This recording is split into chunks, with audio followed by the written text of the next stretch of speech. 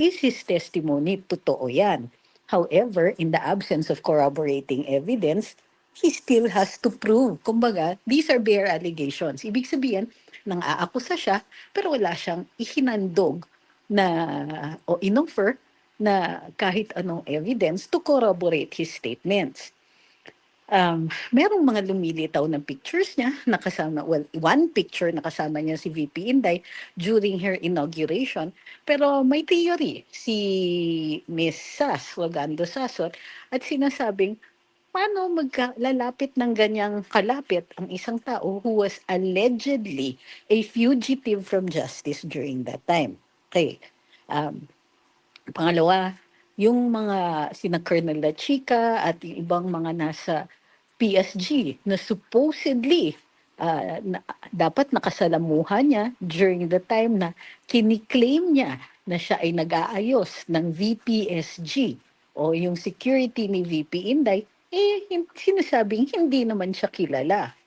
So, again, right now, hindi masyadong nagigain ng traction yung akusasyon ni Mr. Madriaga o mga akusasyon ni Mr. Madriaga because aside from the statements made by people that he allegedly mentioned, that he mentions in his affidavit, katakataka din na halos lahat ng mga issue kay VP Inday ay tinutuhog niya confidential funds, corruption. So para mag-lead dun sa joint accounts, di umano, ni VP Inday dun sa kanyang with her father.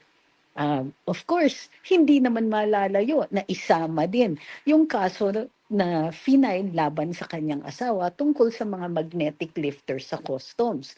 Kung matatandaan natin, in 2018 pa lang, dinismiss na yung kaso na final ni Sonny Trillanes laban kay Kong Pulong at kay Attorney Man Scarpio. Pero last year, 2024, ni-refile ni former Senator Trillanes yung kaso na yon.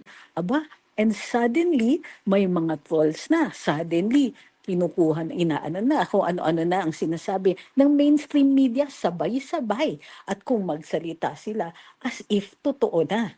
Wala man lang dun sa mga dumaan dun sa period na GMA is getting the position of so-and-so, chu-chu, ganyan-ganyan. Wala. So, what does this smell like to you?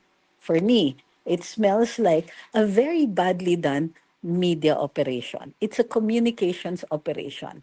Sabi ng iba, para mabawas-bawasan yung apoy o yung init na nanggagaling doon sa mga flood control project.